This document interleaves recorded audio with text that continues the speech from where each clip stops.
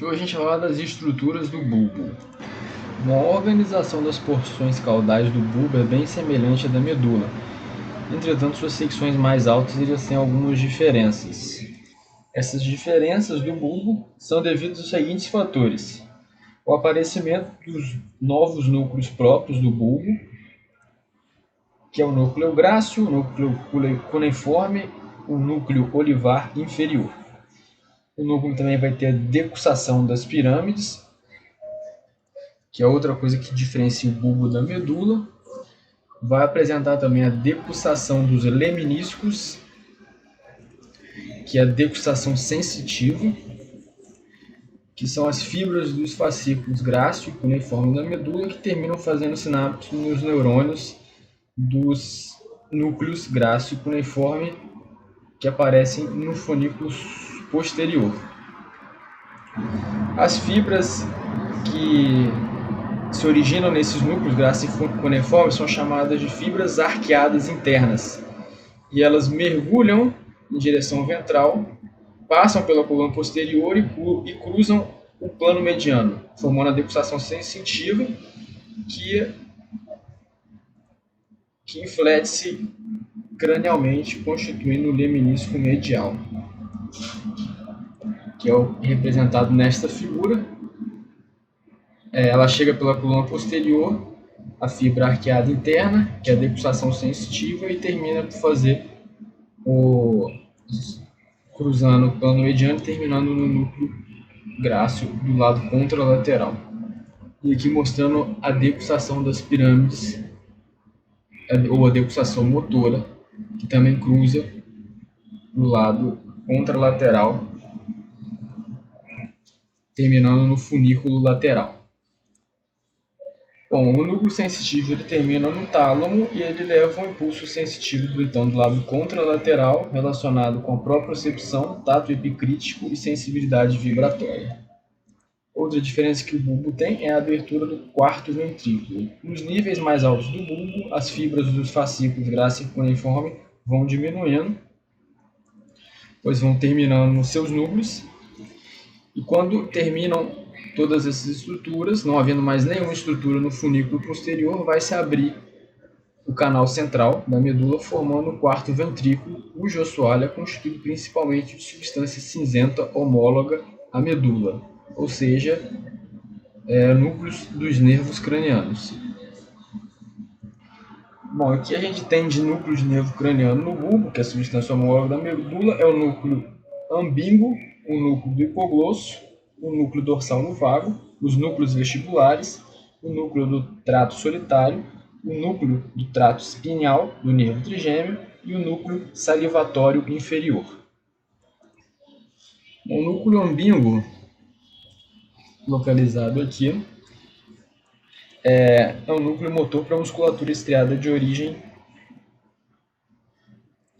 braquiomérica, e dele vão sair as fibras eferentes viscerais do nono, do décimo e do 11º par.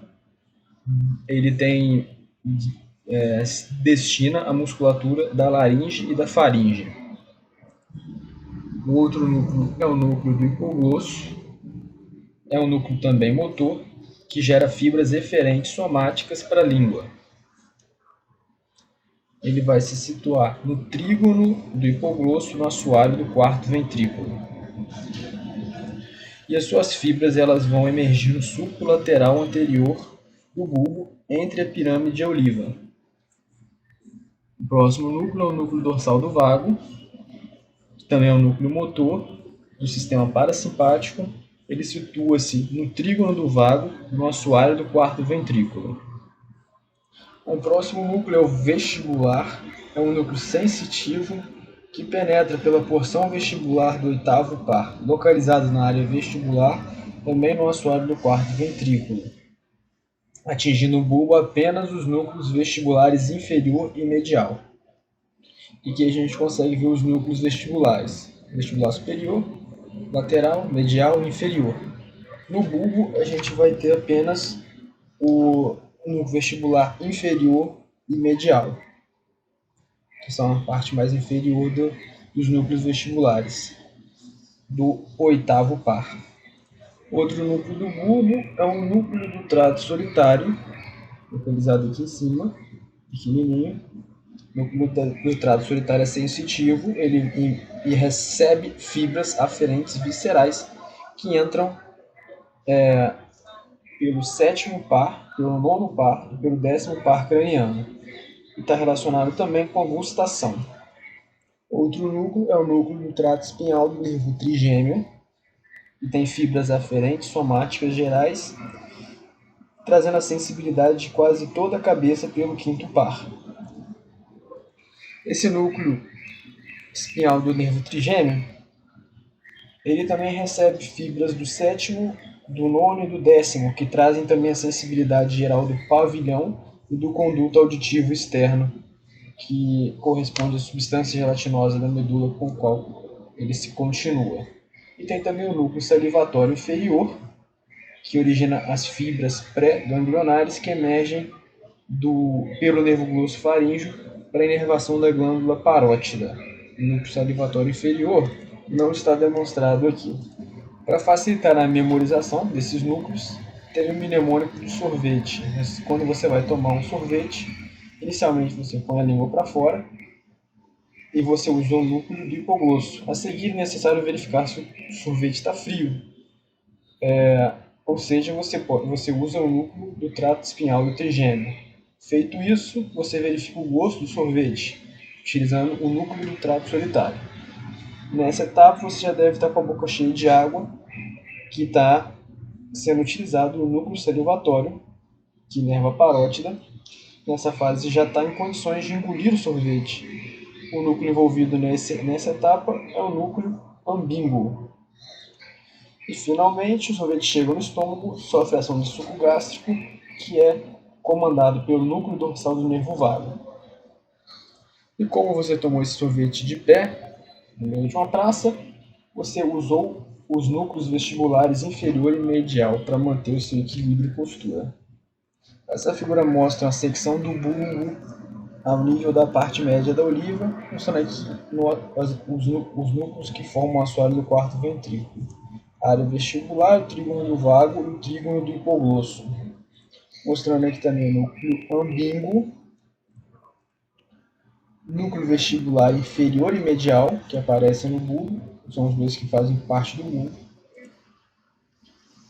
Núcleo do hipoglosso, núcleo do vago, que fazem parte do assoalho, junto com o trígono do hipoglosso. Aqui a gente tem a fissura mediana anterior, mostrando que é a parte inferior do bulbo, a pirâmide, onde ocorre a decussação. Enfim, é isso. O bulbo também vai ter sua substância cinzenta própria, que é a substância cinzenta própria do bulbo, que é formada pelo núcleo gráceo cuneiforme, pelo núcleo olivar inferior e pelos núcleos olivares acessórios medial e dorsal. Nessa figura a gente vê o núcleo gráceo cuneiforme, aqui na parte posterior do bulbo, o núcleo olivar inferior. O núcleo olivar inferior e superior a gente não consegue ver nessa imagem, a gente consegue ver aqui, na altura da decussação do menisco medial. Aqui, núcleo olivar dorsal, núcleo olivar medial, os dois acessórios, e núcleo olivar inferior. O núcleo olivar inferior é uma grande massa de substância cinzenta que corresponde à formação macroscópica que é a oliva. Macroscopicamente ele se apresenta como uma oliva. Ele aparece em cortes como uma lâmina de substância cinzenta pregueada e encurvada entre si, com esse aspecto meio de minhoca, que tem uma abertura voltada medialmente. O núcleo olivar inferior recebe fibras do córtex, da medula e do núcleo rubro. Ele liga-se ao cerebelo através das fibras olivocerebelares, que cruzam o plano mediano e penetram no cerebelo pelo pedúnculo cerebelar inferior, distribuindo pelo córtex do cerebelo.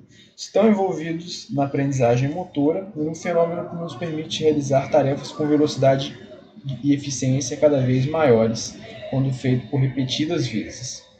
Os núcleos olivares acessórios e mediais têm basicamente a mesma estrutura e as conexões e a função do núcleo olivar inferior, constituindo ali um complexo olivar inferior se você juntar os três. Bom, a gente tem que falar também da substância branca do bulbo. O bulbo ele tem suas fibras transversais e suas fibras longitudinais. As fibras transversais também são chamadas de fibras arqueadas e as fibras arqueadas são divididas em fibras arqueadas internas e externas. As internas são constituídas pelos axônios do núcleo grácil cuneiforme, no trajeto entre este núcleo e o leminisco medial. E o outro grupo são constituídas pelas fibras olivocerebelares do complexo olivar inferior, que é o que está representado aqui, que sai do complexo olivar e vai para o pedúnculo cerebelar inferior. E tem também a fibra arqueada externa, que são as fibras que se originam no núcleo cuneiforme acessório, que forma a fibra arqueada externa dorsal, e penetra no cerebelo também pelo pedúnculo cerebelar inferior. Bom, e tem também as vias das fibras longitudinais, as vias brancas longitudinais do bulbo, que formam as vias ascendentes e descendentes e de associação do bulbo. As fibras da via ascendente, a gente tem o fascículo grácil cuneiforme, o leminisco medial, o trato espinotalâmico lateral, o trato espinotalâmico anterior, o trato espinocerebelar anterior, o trato espinocerebelar posterior e o pedúnculo cerebelar inferior. E aqui representando algumas dessas estruturas, o leminisco medial, o trato espinotalâmico lateral, o trato espinocerebelar anterior, trato espinocerebelar posterior, todas estruturas de fibras brancas longitudinais. Aqui o fascículo do cuneiforme, fascículo do grácil, logo à frente, o leminisco medial que vai terminar com suas fibras no tálamo, que é um compacto feixe de fibras no plano mediano, bem aqui no meio mesmo. O trato espinotalâmico está situado mais na área lateral do bulbo, medial ao trato espinocerebelar anterior. O trato espinotalâmico anterior tem uma posição ali junto com o espinotalâmico lateral. O trato espinocerebelar anterior ele situa mais superficialmente na área lateral do bulbo, entre o núcleo olivar e o trato espinocerebelar posterior, e continua na ponte, pois entra no cerebelo pelo pedúnculo cerebelar superior. O trato espinocerebelar posterior, que é o outro trato, situa-se superficialmente também na área lateral do bulbo, e fica entre o trato espinocerebelar anterior e o pedúnculo cerebelar inferior, com o qual ele vai se confundindo. E o pedúnculo cerebelar inferior é um feixe de fibras brancas ascendentes proeminente que percorre a borda lateral da metade inferior do quarto ventrículo até o nível dos recessos laterais, onde ele se flete em sentido dorsal e penetra no cerebelo. As fibras que constituem o pedúnculo cerebelar inferior já foram estudadas. Bom, essas são as vias descendentes, as vias ascendentes. Agora a gente vai falar das vias descendentes, que tem os tratos do sistema lateral da medula, que é o trato córtico-espinhal, e o trato rubro-espinhal. Ai, caralho!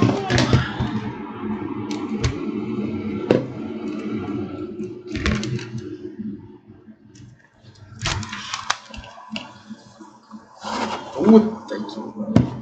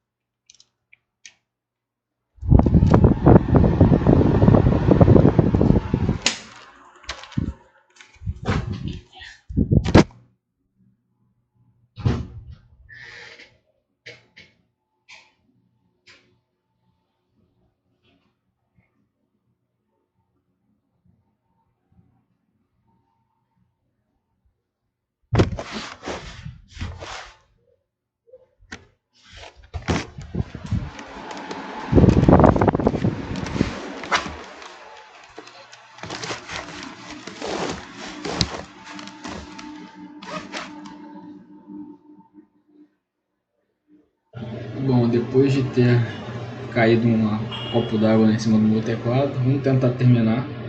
Já estava no final. Enfim, tem as vias descendentes do bulbo que a gente tem. São os tratos do sistema lateral da medula, que tem o trato córtico-espinhal e o trato rubro-espinhal. O trato córtico-espinhal tem as fibras do córtex, que ocupa a pirâmide bulbar, por isso é chamado de trato piramidal, e controla a motricidade, o controle motor voluntário. O trato rubro-espinhal se origina nos neurônios do núcleo rubro, do mesencéfalo, e chega na medula por um trajeto que não passa pela pirâmide. Também é motor voluntário, só que é menos importante que o trato córtico-espinhal. É menos proeminente. Tem o trato do sistema medial da medula também. Esses são os dois do sistema lateral. Tem o do sistema medial. Aqui a gente tem o trato córtico-espinhal anterior, o trato teto-espinhal, os tratos vestíbulo-espinhais e os tratos retículo-espinhais.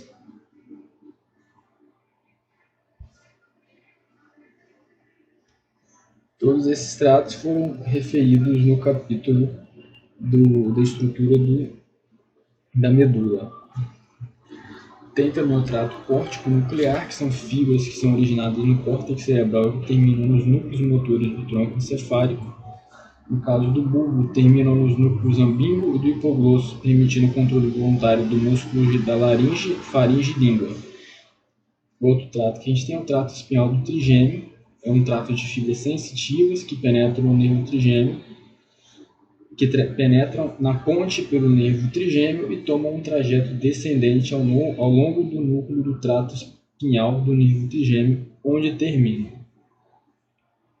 Tem o trato solitário também, que tem fibras aferentes viscerais, que penetram no tronco encefálico pelos nervos sétimo, nono, décimo, e tomam um trajeto descendente ao longo do núcleo do trato solitário. O bulbo também vai ter as suas vias de associação, correspondendo ao fascículo próprio, que é uma via de associação da medula. Outro fascículo de associação é o fascículo longitudinal medial, que liga todos os núcleos motores dos nervos cranianos, sendo especialmente importante aqueles que controlam os movimentos oculares e os movimentos da cabeça. E outra estrutura bem importante que tem no bulbo é a formação reticular do bulbo, que ocupa uma área grande do bulbo e preenche todo o espaço que não é ocupado pelos núcleos e tratos mais compactos. A formação reticular do bulbo localiza lá nessa estrutura, vai se localizar o centro respiratório e também o centro vasomotor e o centro do vômito, sendo uma estrutura importantíssima do bulbo. E é basicamente isso. Depois do computador molhado, é isso que temos.